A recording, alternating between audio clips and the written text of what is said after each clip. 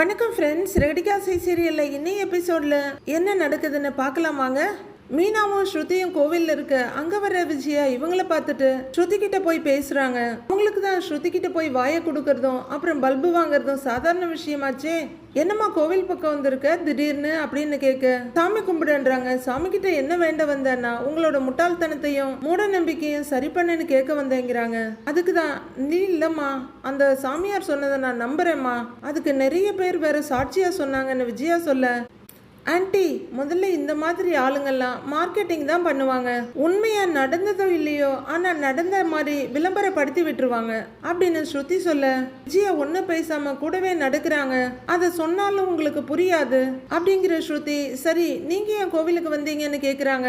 நாளைக்கு மனோஜுக்கு பொண்ணு பார்க்க போறோம், அதுக்கு நல்ல நேரம் எப்போ வருதுன்னு கேட்டுட்டு போக வந்தேன், அப்படியே அவனுக்கு கல்யாணமும் நல்லபடியா நடக்கணும்னு வேண்டிட்டு போகிறதுக்காக தான் வந்தேன் அப்படின்னு விஜயா சொல்லிட்டு இருக்க, கொஞ்சம் முன்னாடி நடக்கிற மீனா இதை ரொம்ப ஷார்ப்பா கவனிச்சுட்டு இருக்காங்க. மீனாவும் ஸ்ருதியும் கோவிலை சுத்தி வர அவங்களுக்கு எஸ்கார்ட் மாதிரி விஜயாவும் வந்துகிட்டே இருக்காங்க. 3 பேரும் சாமி கும்பிட்டு முடிச்சதும், சரி ஸ்ருதி டைம் ஆச்சு நான் கிளம்புறேன் அப்படின்னு விஜயா சொல்ல, ஆன்ட்டி மீனாவும் இருக்காங்க, அவங்க கிட்ட ஒரு வார்த்தை பேசுங்கன்றாங்க ஸ்ருதி. விஜயா வந்ததுல இருந்து மீனா அங்க இருக்கிறத கண்டுக்க கூட இல்லாத மாதிரி நடந்துக்கிறாங்க. எனக்கு கோவில்லையே அவளை ஏண்டா பார்த்தோம்னு இருக்கு, அவ முகத்திலேயே முழிக்க கூடாதுன்னு நினைச்சேன், அந்த சாமியார் அம்மா சொன்ன மாதிரி அவ முகத்தையே நான் பார்க்க கூடாது, தெரியாதனமா பார்த்துட்டேன், நான் வர்றேன் அப்படின்னு ரொம்ப மோசமா மீனாவை காயப்படுத்திக்கிட்டு விஜயா அங்கிருந்து போறாங்க. எத்தனை தடவை கஷ்டப்பட்டாலும் அவமானப்பட்டாலும் அது வலிக்க தானே செய்யும். விஜயாவும் அப்படிதான் வலியோட பார்த்துட்டு இருக்காங்க. ஸ்ருதிக்கும் ரொம்பவே சங்கடமா இருக்கு. பக்கத்துல வந்து, மீனா அவங்க சொன்னதுக்கு ஃபீல் பண்ணாதீங்க அப்படின்னு ஸ்ருதி ஆறுதலா அவங்க தோல்ல கைய வைக்க, நான் எதுவும் வருத்தப்படல ஸ்ருதி, பழகிடுச்சு அப்படின்னு மீனா வேதனையோட சொல்றாங்க. பாத்தீங்களா, மனோஜுக்கு டிவோர்ஸ் ஆகிறதுக்கு முன்னாடியே பொண்ணு பார்க்க ஆரம்பிச்சிட்டாங்க, ரொம்ப ஸ்பீடா இருக்காங்க ஆன்ட்டி, இதெல்லாம் எங்க போய் முடிய போகுதோ அப்படின்னு ஸ்ருதி சொல்ல, இந்த விஷயம் ரோஹிணிக்கு தெரிஞ்சா அவ இந்த பொண்ணு செட் ஆகக்கூடாது, மனோஜு கல்யாணம் ஆகக்கூடாதுன்னு நம்மள மாதிரியே இதே கோவில்ல வந்து அடிப்பிரதர்ஷனம் பண்ணுவா அப்படின்னு மீனா ஏதோ அவங்களுக்கு தெரிஞ்ச ஒரு வழியை சொல்றாங்க. ஆனா ரோஹிணி அப்படி இல்லைங்க மீனா, தப்பி தவறி கல்யாணம் முடிவானா ரோஹிணி மனோஜையோ இல்ல அந்த பொண்ணையோ கூட தூக்கிடுவாங்க. இன்னமுமே நீங்க அவங்கள அண்டர் எஸ்டிமேட் தான் பண்ணியிருக்கீங்க. ஸ்ருதியும் சிரிச்சிட்டு இருக்காங்க. இதை கேட்டு அடுத்த நாள் ஆரம்பிக்குது. விஜயா அப்படியே ஜகஜகன்னு ஒரு பட்டு சேலையிலையும் அவங்க அருமை புத்திரன் மாங்கா மனோஜ் ஒரு ஆரஞ்சு கலர் கோட்லையுமா பொண்ணு பார்க்க வர்றாங்க. அண்ணாமலையும் கழட்டி விட்டுட்டாங்க போல இருக்கு. ஒரு தாம்பாளத்தோட விஜயா முன்னாடி வர, வழக்கம் போல இவங்க 4 பேரும் போய் ரிசீவ் பண்ணிட்டு உள்ளர கூட்டிட்டு வந்து உட்கார வைக்கிறாங்க. எப்படி இருக்கீங்கன்னு பொண்ணோட அப்பா கேக்குறாரு. நல்லா இருக்கேங்கன்னு விஜயா தாம்பாளத்தை வச்சுட்டு நிமிர்ந்து உட்கார்றாங்க. இங்க இருந்து உங்க வீடு ரொம்ப தூரம் இருக்கும் போலன்னு அவர் சொல்ல, அப்படிலாம் இல்லைங்க, ரொம்ப பக்கம்தான், அதுவும் இல்லாம ஒரு நல்ல பொண்ணு கிடைக்கணும்னா எவ்வளவு தூரம் வேணாலும் போய் பார்க்கலாம் அப்படின்றாங்க விஜயா. மாப்பிள்ளையோட அப்பா வரலைங்களா அப்படின்னு பொண்ணோட அப்பா கேட்க, அவருக்கு உடம்பு முடியல, அடிக்கடி இப்படி ஆயிடும், அதான் நானும் இவனும் வந்து பார்த்துட்டு போலான்னு வந்தோம் அப்படின்னு விஜயா இல்லாத நோயெல்லாம் வர வச்சிட்டு இருக்காங்க அண்ணாமலைக்கு. மனோஜ் இப்படி அப்படியுமா பார்த்துட்டு இருக்க, அண்ணா மாப்பிள்ள பொண்ணை தேடுறாரு போல இருக்கு அப்படின்னு கவிதா சொல்ல, எல்லாரும் சிரிக்கிறாங்க. ஏய் கொஞ்சம் அமைதியா இரு அப்படின்னு பையனை ஹஸ்கி வாய்ஸ்ல அட்வைஸ் பண்றாங்க விஜயா. சித்ரா ஸ்வேதாவை கூட்டிட்டு வாமா அப்படின்னு சொல்ல, அந்த கவிதாவோட அக்கா எழுந்து போறாங்க. உங்க பசங்க மருமக இவங்கெல்லாம் வரலைங்களா அப்படின்னு பொண்ணோட அப்பா கேட்க, அவங்களுக்கெல்லாம் வேலை இருக்கு, வர முடியல, பேசி முடிவு பண்ணிட்டா அப்புறம் குடும்பத்தோட வந்து பார்க்க தானே போறோம் அப்படின்னு விஜயா சொல்ல, சரி சரி சரின்னு அவர் சிரிக்கிறார் லைட்டா. மனோஜ் பொண்ணை பார்க்கறதுக்காக அப்படியே படு ஆர்வமா உட்கார்ந்துருக்காரு. அப்ப ஒரு ரூமோட கதவு திறக்க இவரோட பார்வை அங்கேயே நிலைச்சிருக்கு. அப்படியே ஃப்ரீ ஹேர், காத்துல அலப்பாய ஒரு பொண்ணு மெதுவா வர்றாங்க. அந்த பொண்ணை பாக்குற மனோஜோட கண்ணு அப்படியே நிலைச்சிடுது. அவரோட முடியும் அப்படியே ஒரு தென்றல்ல அலைப்பாயிற மாதிரி பாயுது. இதுக்கு முன்னாடி பார்த்ததே இல்லைங்க மாதிரி மனோஜ் பார்த்துட்டு இருக்க, அந்த பொண்ணும் அவரை பார்த்து லைட்டா சிரிக்கிறாங்க. மனோஜ் அப்படியே மெய் மறந்து உட்கார்ந்துடுறாரு. ஏதோ பேசிட்டு லைட்டான சிரிப்போடு திரும்புற விஜயாவை அந்த பொண்ணை பார்த்தோன்னு அப்படியே ஆச்சரியப்பட்டு போறாங்க. அப்படியே ஒரு திருப்தியான புன்னகையோட மனோஜ் பக்கம் திரும்புறாங்க விஜயா. அங்க அவரு டன் டன்னா வழிஞ்சுக்கிட்டு ஈன்னு பல்ல காட்டிக்கிட்டு கண்ணை கூட இமைக்காம உட்கார்ந்து இருக்காரு. அந்த பொண்ணு நிஜமாவே ரொம்ப அழகா இருக்காங்க. ரொம்பவே சிம்பிளான ஒரு புடவை, நீளமா கை வச்ச ஜாக்கெட்டுன்னு ரொம்ப நீட்டாவும் கியூட்டாவும் இருக்காங்க. அப்போ அவங்க காஃபி ட்ரையை ஒருத்தவங்க கொண்டு வந்து கொடுக்க வாங்கிக்கிறாங்க. அந்த பொண்ணு கொண்டு போய் கொடுமா அப்படின்னு சித்ரா அவங்கள கூட்டிட்டு வர்றாங்க. அந்த பொண்ணும் அப்படியே நடமாடுற தென்றல் மாதிரி அப்படியே மிதந்துட்டு வர்றாங்க. அவங்க காஃபி ட்ரேயை கொண்டு வந்து விஜயா முன்னாடி நீட்ட விஜயா காஃபி எடுத்துக்கிட்டு அந்த பொண்ணையே பார்த்துட்டு இருக்காங்க. அடுத்து மனோஜ் கிட்ட நீட்ட அவரோட முகம் மட்டும்தான் வேலை செய்யுது. அந்த பொண்ணு போற பக்கமெல்லாம் அவரோட முகமும் திரும்ப பார்வை அவங்க முகத்திலேயே நிலைச்சிருக்கு. கொஞ்ச நேரம் நீட்டிட்டே இருக்க அந்த பொண்ணு லைட்டா சிரிச்சிட்டு எடுத்துக்கோங்கன்ற மாதிரி கண்ணாலேயே ஜாட காட்டுறாங்க. அப்பவும் அவர் ஆன்னு பார்த்துக்கிட்டே இருக்க விஜயாவும் அந்த பொண்ணை பார்த்துட்டு இருந்தவங்க லைட்டா மனோஜ் பக்கம் திரும்ப அவர் அப்படியே வழிஞ்சிட்டு உட்கார்ந்துருக்கிறது தெரியுது. இதை பார்த்த பொண்ணோட அம்மாவும் அப்பாவும் சிரிச்சுக்கிறாங்க. மறுபடியும் விஜயா அந்த பொண்ணையும் பார்த்துட்டு மனோஜையும் பார்த்துட்டு டேய் அப்படின்னு மெதுவா தட்டி கூப்பிடுறாங்க. அவரு சுயநினைவுக்கு வந்து அவங்க அம்மாவை பார்க்க டேய் காஃபிங்கிறாங்க. டக்குன்னு சுதாரிச்சுக்கிற மனோஜ் காஃபி எடுக்க அந்த பொண்ணு லைட்டா சிரிச்சு வச்சுட்டு உள்ளர போறாங்க. உட்காருமான்னு கவிதா சொல்ல அந்த பொண்ணு கவிதாவுக்கும் அவங்க அம்மாவுக்கும் இடையில வந்து உட்கார்றாங்க. பொண்ணு லட்சணமா இருக்கா. முன்னாடியே உங்க பொண்ணை பார்த்துருந்தேன்னா என் பையனுக்கு அப்பவே கல்யாணம் பண்ணி வச்சிருப்பேன் அப்படின்னு விஜயா சொல்ல அதுதான் இப்ப கை கூடி வந்துருச்சுல்ல, அதாவது எப்ப நடக்குமோ நடக்கும்ன்றாங்க கவிதா. விஜயா சந்தோஷம் மண்ணியா உட்கார்ந்துருக்க மனோஜ் வள்ளிசல் மன்னனா உட்கார்ந்து பாத்துக்கிட்டே இருக்காரு. அந்த பொண்ணு லைட்டா முடிய ஒதுக்கி விட்டுட்டு நிமிந்து மனோஜை பாக்குறாங்க. அவரு காஃபியை குடிக்கிறாரோ இல்லையோ அந்த பொண்ணை நல்லா குடிச்சிட்டு இருக்காரு. அந்த பொண்ணு அவங்க அம்மா கிட்ட லைட்டா திரும்பி ஏதோ ஹஸ்கி வாய்ஸ்ல சொல்றாங்க. இத பாக்குற பொண்ணோட அப்பா என்னம்மான்னு ஒய்ஃப் கிட்ட கேட்க இல்ல ஸ்வேதா மாப்பிள்ளை கிட்ட கொஞ்சம் தனியா பேசணும்னு சொல்றான்னு சொல்லி முடிக்கிறதுக்குள்ளேயே ஓகே வாங்க போலாம் அப்படின்னு மனோஜ் எழுந்து நிக்க விஜயா மனோஜோட கையை பிடிக்கிறாங்க. டேய் பறக்காதுடா பறக்கா வெட்டி அப்படின்னு நினைக்கிறவங்க அதை சொல்ல முடியாம உட்காருடான்னு இழுத்து உட்கார வைக்கிறாங்க. அந்த பொண்ணு ஸ்வேதாவும் என்னன்னு பார்க்க இதுல என்னமா இருக்கு, அவங்க பேசட்டும், அவங்க தானே பேசி புரிஞ்சுக்கணும் அப்படின்றாரு. ஐயோ இவன் வாயை திறந்தா பெரிய மாங்காய் மடையான்னு தெரிஞ்சிருமேன்னு பயப்படுறாங்க விஜயா. இல்லங்க நாம எல்லாரும் பேசி அப்படின்னு அவங்க ஆரம்பிக்க நம்ம காலத்துல தான் தாலி கட்டுற வரைக்கும் பொண்ணுகிட்ட பேச விட மாட்டாங்க. இப்பெல்லாம் அப்படி இல்லைங்களே, நீங்க போய் பேசிட்டு வாங்க ஸ்வேதா கூட்டிட்டு போமான்னு அவங்க அப்பா சொல்றாரு. ஸ்வேதா சிரிப்போட எழுந்திருக்க மனோஜ் எழுந்து போறாரு. ஆஹா என்ன அழகான ஜோடி பொருத்தம் அப்படின்னு விஜயா ரசிச்சு பார்த்துட்டு இருக்காங்க.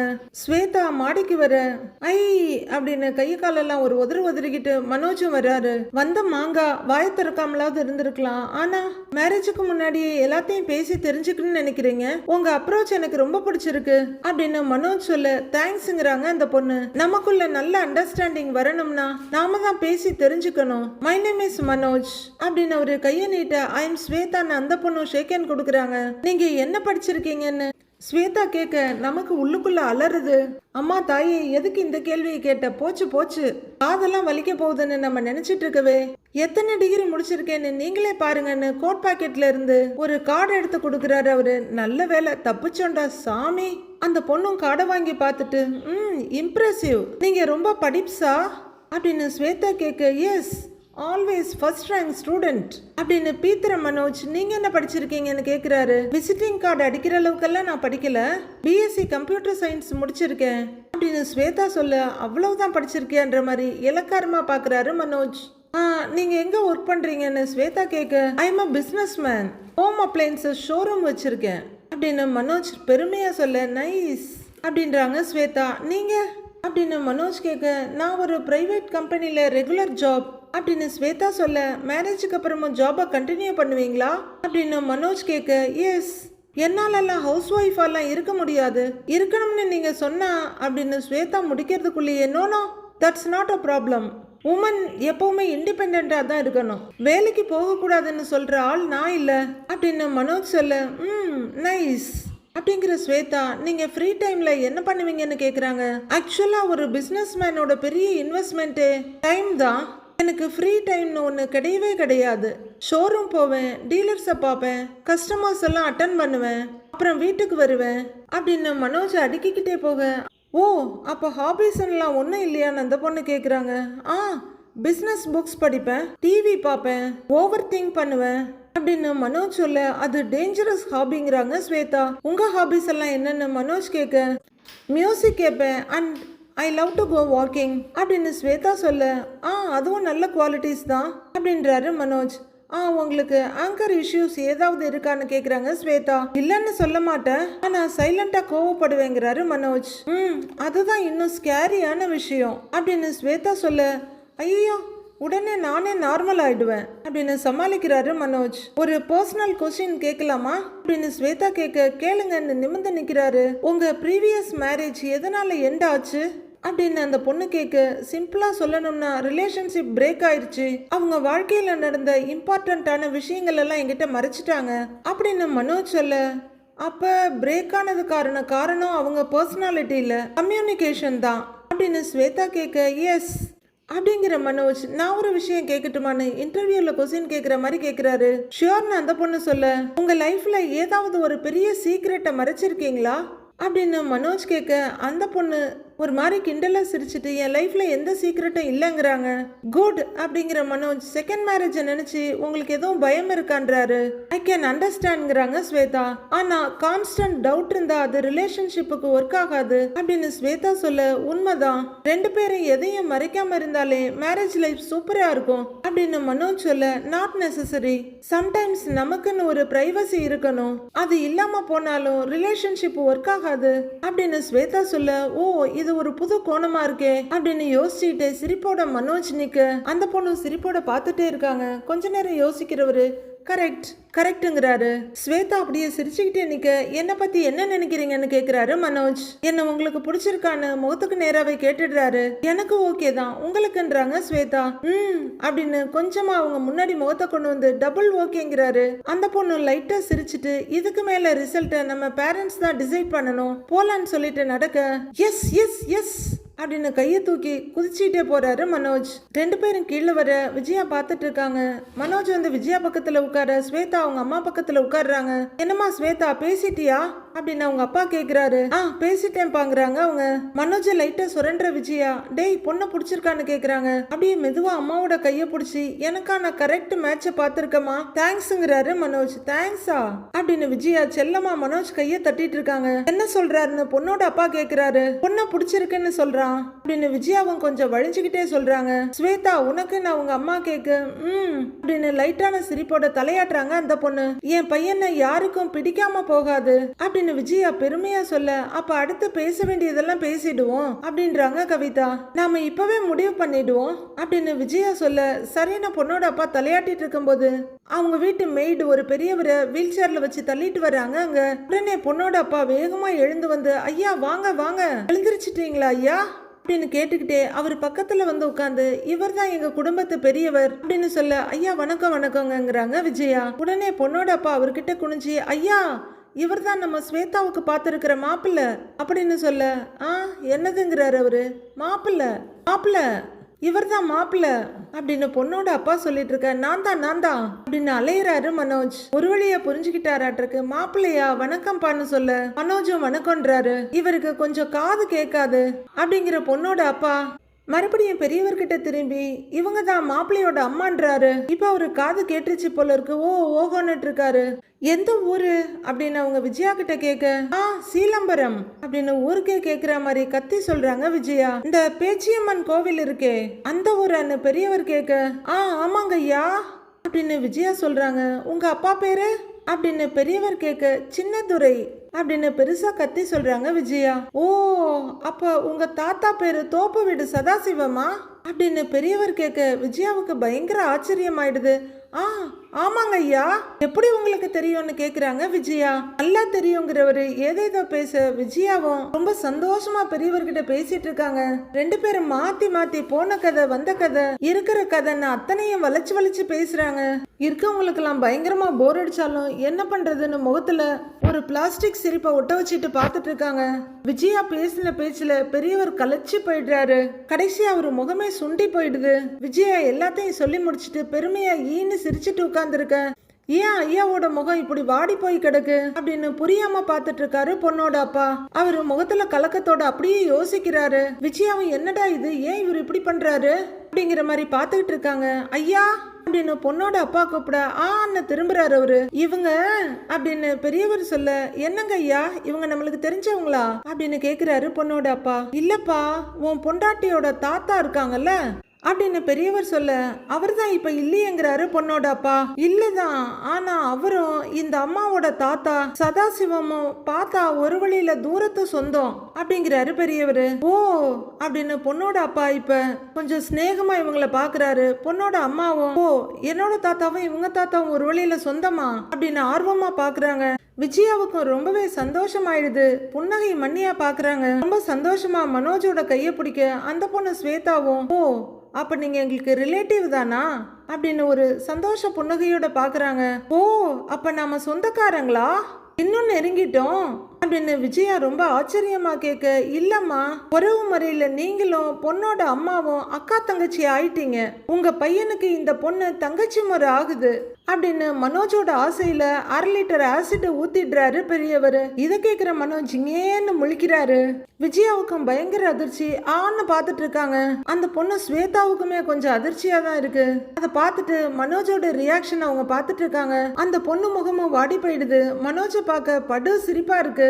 ஐயோ என்னன்னா இது அப்படிங்கிற மாதிரி அந்த பொண்ணு மனோஜை பார்க்க, மனோஜ் அவங்க அம்மாவை கொலவெறியோட பார்த்துட்டு இருக்கு. ஒரு வெடிகுண்டை எடுத்து வீசிட்டு அசால்ட்டா உட்கார்ந்துருக்காரு பெரியவர். எல்லாரோட முகமும் அப்படியே விழுந்து போயிடுது. விஜயா அதிர்ச்சியோட மனோஜை திரும்பி பார்க்க, இல்லம்மா நீங்க பண்றது சரியில்லைங்கிற மாதிரி லைட்டா தலையாட்டி பாக்குறாரு அவரு. அப்புறம் எப்படி இந்த கல்யாணம் பண்ண முடியும் அப்படின்னு பெரியவர் கேட்க, விஜயா அதிர்ச்சியோட என்னங்க இப்படி சொல்றாருன்னு கேக்குறாங்க பொண்ணோட அப்பா கிட்ட. ஐயா நல்லா தெரியுமா அப்படின்னு பொண்ணோட அப்பா கேட்க, அட ஆமாப்பா இவங்க தாத்தாவை எனக்கு நல்லா தெரியுங்கிறாரு அவரு. இவங்க உறவு முறை தப்பா இருக்குப்பா, இந்த கல்யாணம் வேணான்னு சொல்லிடுறாரு பெரியவரு. விஜயாவுக்கு அவ்வளவுதான், உடம்பே நடுங்க ஆரம்பிச்சிருது. வாசல் வரல வந்த மகாலட்சுமி வீட்டுக்குள்ள வராம அப்படியே திரும்பின மாதிரி இருக்கு. மனோஜோட நிலைமை சொல்லவே வேண்டியதில்ல. மொத்த ஃபியூஸும் போன மாதிரி அவரு உட்கார்ந்து இருக்க. அந்த பொண்ணும் ரொம்பவே வருத்தமா மனோஜை பாக்குறாங்க. என்னம்மா இப்படி ஆயிடுச்சு அப்படின்னு பொண்ணோட அப்பா அவங்க அம்மா கிட்ட கேட்க, பெரியவர் சொல்றத பார்த்தா உறவு முறை சரியா வரலையே அப்படிங்கிறாங்க கவிதா. இந்த காலத்துல இவர் சொல்ற உறவு முறையெல்லாம் யோசிக்கணுமா அப்படின்னு விஜயா கேட்க, நமக்கு இது தெரியாம இருந்தா பரவாயில்லம்மா, தெரிஞ்சிருச்சு அப்புறம் எப்படிமா இந்த கல்யாணத்தை பண்ண முடியும் அப்படின்னு பொண்ணோட அப்பா கேக்குறாரு. எல்லாரும் அமைதியா இருக்க. அவரு சொல்றதும் சரிதான், உறவு முறை சரியா இல்லாத போது எப்படி இந்த கல்யாணத்தை பண்ண முடியும், இந்த கல்யாண பேச்சை இங்கேயே நிறுத்திடுவோன்றாங்க கவிதா. கொஞ்சம் முன்னாடி சந்தோஷத்துல துள்ளிக்கிட்டு வந்த மனோஜ் இப்ப அப்படியே விரக்தியா உட்கார்ந்து இருக்காரு. ஸ்வேதா நீ உள்ள போமான்னு அவங்க அம்மா சொல்ல, அந்த பொண்ணு மறுபேச்சு இல்லாம எழுந்து உள்ளர போக விஜயாவும் மனோஜும் ஐயோ போகுதே போகுதேன்ற மாதிரி பாத்துட்டு இருக்காங்க. விஜயாவுக்கு ரொம்ப பொசுக்குன்னு ஆயிடுது. மனோஜ் மேல கைய வச்சுட்டு அப்ப நாங்க வர்றவங்கன்னு விஜயா சொல்ல, அவரும் சாரின்னு எழுந்திருக்கிறாரு. அவங்க எழுந்திருக்க மத்தவங்களும் எழுந்து நிக்கிறாங்க. வான்னு சொல்லிட்டு விஜயா ரொம்ப வருத்தத்தோட நடக்க, அம்மா இப்படி நடக்கும்னு யாரும் எதிர்பார்க்கல, நாம கொடுத்து வச்சது அவ்வளவுதான். உங்க பையனை எங்க பையனா நினைச்சு நாங்க எங்களுக்கு தெரிஞ்ச இடத்துல பொண்ணு பாக்குறோம். நீங்க எங்க பொண்ண உங்க பொண்ணா நினைச்சு தெரிஞ்ச இடத்துல மாப்பிள்ளை இருந்தா சொல்லுங்க அப்படின்னு பொண்ணோட அப்பா ரொம்ப டீசெண்டா சொல்ல, சரிங்க நாங்க கிளம்புறோம் அப்படின்னு வெளியே வராத குரல்ல சொல்றாங்க விஜயா. அப்படின்னு அவங்களும் தலையாட்ட விஜயா திரும்புறாங்க. அவரும் வாங்கன்னு கைய கூப்பிடுறாரு. விஜயா 2 அடி நடக்க பெரியமான சவுண்ட் வருது. விஜயா திரும்பி பார்க்க அங்க ரூமோட வாசப்படிக்கிட்டு நின்னு பை பெரியம்மான்னு ஸ்வேதா சிரிப்போட கையாட்டுறாங்க. விஜயா அப்படியே அதிர்ச்சியோட பார்க்க, பாய் பிரதர் அப்படின்னு அந்த பொண்ணு சிரிக்க மனோஜுக்கு பயங்கர அழுகையா வருது. கவுண்டமணிக்கு செந்தில் பொண்ணு பார்க்க கூட்டிட்டு போய் கடைசியில அது தங்கச்சி முறைன்னு தெரிஞ்ச உடனே கவுண்டமணி பயங்கரமா கடுப்பாகி செந்தில விரட்டி விரட்டி அடிப்பா இருப்பாருங்க. அந்த ரேஞ்சுக்கு கடுப்பாகி நிக்கிறாரு மனோஜ். இப்ப அதுக்கப்புறம் 2 பேரும் ஒண்ணு பேசாம வீட்டை விட்டு வெளியே வர்றாங்க. அவ்வளவுதான், மனோஜுக்கு பொண்ணு பாக்குற படம்லாம் ஊத்திக்கிச்சு. விஜயா மெதுவா படியில இறங்கிட்டு இருக்க மனோஜ் திரும்பி வீட்டை பாக்குறாரு. விஜயாவோட மொபைல் ரிங் ஆக மனசே இல்லாம அதை அட்டன் பண்ணி சொல்லுங்கன்றாங்க. பொண்ணு பார்க்க போன விஷயம் என்னாச்சு விஜயான்னு அண்ணாமலை கேக்குறாரு. அதை ஏன் கேக்குறீங்க, எல்லாம் தலை கீழ் ஆயிடுச்சு அப்படின்ற விஜயா அங்க நடந்த விஷயத்தெல்லாம் பேஸ்ட் இல்லாம விளக்குன்னு விளக்கிக்கிட்டு இருக்காங்க. வாழ்க்கையை வெறுத்து போன மனோஜ் இதுக்கு மேல கோட்டதுக்கு சூட்டதுக்குன்னு கோட்டை கழட்டி தோல்ல போட்டுக்கிறாரு. அவரோட கால்ங்க அந்த வீட்டை விட்டு நகரவே மறுக்குது. அடுத்தது என்ன, அன்னைக்கு ராத்திரியே மொட்டை மாடி விருந்து, பீர் பாட்டில், கலர் கலரா சைட் டிஷ் தான். 3 ஜீவராசிங்களும் மாடியில உட்காந்து சியர்ஸ் அடிச்சுட்டு குடிச்சிட்டு இருக்காங்க. எல்லாரும் அரை பாட்டில காலி பண்ணிட்டு கீழே வைக்க, ஏண்டா எல்லாரும் கல்யாணம் ஃபிக்ஸ் ஆனாதான் பார்ட்டி கொடுப்பாங்க, ஆனா நீ என்னடா கல்யாணம் நின்னதுக்கு பார்ட்டி கொடுக்குற அப்படின்னு முத்து மனோஜ் கிட்ட கேக்குறாரு. டேய் சந்தோஷம் சோகம் ரெண்டுக்கும் இதுதான்டா சொல்யூஷனே, அதான் கொடுக்குறேங்கிறாரு மனோஜ். பரவாயில்லடா நல்ல எக்ஸ்பீரியன்ஸ் ஆயிட்டு போல இருக்கு, ஆனா மனோஜ் இது தீர்வை கொடுக்காதுடா, முடிவெடுக்கிறத தள்ளி வைக்கும், சில நேரம் தப்பான முடிவு கூட எடுக்க வைக்கும் அப்படின்னு முத்து வான் பண்றாரு மனோஜ். பரவாயில்லையே, இதெல்லாம் கூட உனக்கு தெரிஞ்சிருக்கே அப்படின்னு ரவி கேட்க, அதெல்லாம் நல்லாவே தெரியும்டா, எனக்கு உடம்பு வலியில தூக்கம் வராது, அதனாலதான் எப்பயாவது வழக்கமாயிடுச்சு, மாத்திக்க முடியல அப்படின்னு முத்து சொல்ல, ஆனா முன்ன மாதிரி இல்லடா, அண்ணிய கல்யாணம் பண்ணதுக்கு அப்புறம் நீ எவ்வளவோ மாறிட்டாங்கிறாரு ரவி. ஏன் கல்யாணத்துக்கு அப்புறம் என் வாழ்க்கை எவ்வளவோ மாறிடுச்சுன்னு சந்தில சிந்து பாடுறாரு மனோஜ். அப்படியே பாட்டில் எடுத்து தலை குப்புற கவுக்க, டே டே டே டே ரவி, அவனை மெதுவா குடிக்க சொல்லுடா, இப்படி குடிச்சான்னா ஏதாவது ஆயிட போகுதுங்கிறாரு முத்து. உடனே ரவியை பாஞ்சடிச்சு பாட்டில புடுங்குறாரு. டேய் டேய் மனோஜ், டேய் அப்படின்னு புடுங்கி கீழே வைக்கிறவரு மெதுவா குடிங்கிறாரு. என் லைஃப்ல என்ன நடக்குதுன்னு யாருக்குமே தெரியல, இப்ப பாரு ஒரு பெருசு வந்து என் கல்யாணத்தையே நிறுத்திட்டான் அப்படின்னு ரொம்ப மரியாதையோட மனோஜ் சொல்ல, சிரிக்கிறாங்க முத்துவும் ரவியும். இந்த பொண்ணு எனக்கு செட் ஆயிடும்னு நினைச்சேன்டா, அந்த பொண்ணை வேற எனக்கு ரொம்ப பிடிச்சிருந்தது அப்படின்னு மனோஜ் சொல்ல, டேய் உனக்கு எந்த பொண்ணை தாண்டா பிடிக்காது, பொண்ணுன்னு பேப்பர்ல எழுதி கொடுத்தாலே உனக்கு பிடிக்குமே அப்படின்னு பங்கமா கலாச்சி விட்டுடுறாரு முத்து. டேய் கம்பெனி சீக்ரெட் எல்லாம் வெளியே சொல்லாதடாங்கிற மாதிரி மனோஜ் பாக்குறாரு. டேய் அது அப்படிதான், எப்படியாவது கல்யாணம் பண்ணணும்னு முடிவோட சுத்துறான், அதனாலதான் எந்த பொண்ணை பார்த்தாலும் அவனுக்கு பிடிச்சிடுது அப்படின்னு ரவி சொல்ல, பாத்துடா திரும்பவும் பார்லர் அம்மாவை பாத்துறாத, அப்புறம் அதுவே ஓகேன்னு நினைச்சிட போற அப்படின்னு கலாச்சி விடுறாரு முத்து. டேய் என் கஷ்டம் உங்களுக்கு புரியலல்ல, என் கல்யாணம் நின்னு போச்சுன்னு நானே வருத்தத்துல இருக்கேன் அப்படின்னு மனோஜ் ஃபீல் பண்ண, டேய் கெட்டது நடக்கிற இடத்துல ஒரு நல்லது நடக்கும்னு சொல்லுவாங்கடா, அந்த மாதிரி உன் விஷயத்துல நடந்ததுன்னு நினைச்சுக்கோ அப்படின்னு ரவி தத்துவம் சொல்ல, என்ன நல்லது நடந்துச்சு, என் கல்யாணம் நின்னு போனது உனக்கு நல்லதா அப்படின்னு மனோஜ் கேட்க, ஆமாண்டா கல்யாணத்துக்கு முன்னாடியே நீயும் அந்த பொண்ணு பிரதர் சிஸ்டர் ரிலேஷன்ஷிப்னு தெரிஞ்சு போச்சு, அதனால கல்யாண பேச்சை நிறுத்திட்டோம், இதே கல்யாணம் ஆனதுக்கு அப்புறம் தெரிஞ்சிருந்தா என்ன ஆகி இருக்கும் அப்படின்னு ரவி கேட்க, மனோஜ் திருன்னு முழிக்கிறாரு. அது என்னமோ கரெக்டு தான் ரவி, இல்லைன்னா கோர்ட்ல பார்லர் அம்மா ஒரு பக்கம் இந்த பொண்ணு ஒரு பக்கம்னு நின்னுட்டு இருப்பாங்க, இவன் ஆயுசுக்கும் கோர்ட்டுக்கு போயிட்டு வந்திருப்பான் அப்படின்னு முத்து சிரிப்போட சொல்ல, ரவியை விழுந்து விழுந்து சிரிக்கிறாரு. உங்க ரெண்டு பேருக்கு என்ன பார்த்தா நக்கலா இருக்குல்ல அப்படின்னு மனோஜ் கேட்க, டேய் விட்ரா, இந்த கல்யாணம் நின்னது நல்லதுன்னு நினைச்சுக்கோ, இதை விட உனக்கு நல்ல பொண்ணா கிடைக்கும் அப்படின்னு ரவி சொல்றாரு.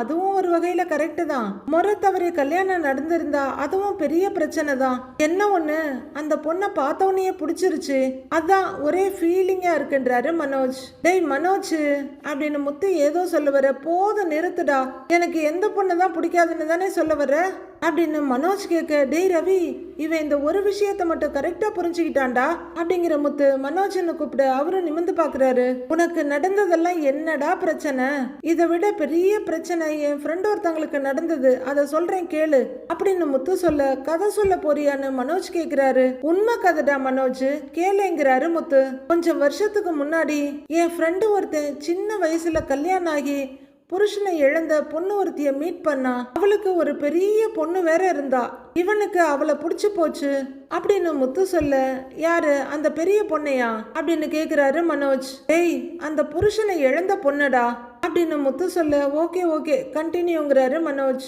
அவளுக்கும் இவனை புடிச்சு போச்சு, ரெண்டு பேருமே கல்யாணம் பண்ணிக்கிட்டாங்க, அதனால அந்த பொண்ணோட பொண்ணு இருக்குல்ல, அது என் ஃப்ரெண்டுக்கு வளர்ப்பு மகள் ஆயிட்டா அப்படின்னு முத்து சொல்ல, ஓஹோ அப்படின்னு பார்த்துட்டு இருக்காரு மனோஜ். டேய் இதுல என்னடா பிரச்சனை இருக்குங்கிறாரு ரவி. ஏய் என்னடா சொல்றேன், எல்லாம் நல்லா தாண்டா ரவி போயிட்டு இருந்தது, கொஞ்ச நாள் கழிச்சு என் ஃப்ரெண்டோட அப்பா இருக்காருல்ல அப்படின்னு முத்து சொல்ல, அப்படின்னு ரெண்டு பேரும் அரைபோதையில பார்த்துட்டு இருக்காங்க. அவர் என்ன பண்ணினார்னா, அவர் மகனோட வளர்ப்பு பொண்ணு இதுன்னு தெரியாம அந்த பொண்ணைய கல்யாணம் பண்ணிட்டாருடா அப்படின்னு முத்து சொல்ல, அதிர்ச்சி ஆயிடுறாரு ரவி. என்னடா சொல்றேன்னு அதிர்ச்சியோட கேக்குறாரு மனோஜ்.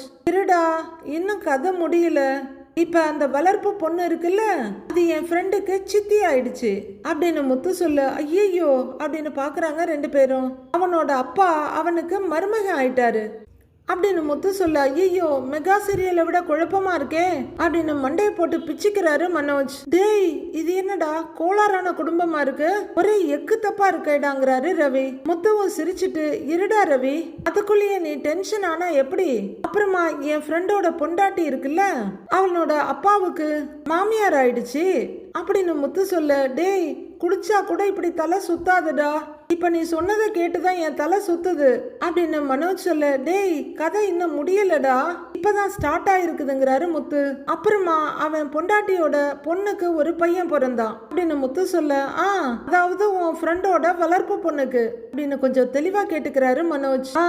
ஆமா, அந்த பையன் என் ஃப்ரெண்டோட அப்பாவோட பையங்கிறதுனால என் ஃப்ரெண்டுக்கு அந்த பையன் தம்பி ஆயிட்டான்டா அப்படின்னு முத்து சொல்ல, ஐயையோ ரொம்ப சுத்துதேங்கிறாரு மனோஜ். அவருக்காவது சுத்ததான் செய்து நாம மயக்கம் போட்டே கீழே விழுந்துட்டோங்க. எப்படியும் நம்மளுக்கும் தலை சுத்தி மயக்கம் தீரத்துக்கு மண்டே ஆயிடும். அதனால அடுத்தடுத்து என்ன நடக்குதுன்னு மண்டே பார்க்கலாம் friends. Have a happy weekend. Thank you.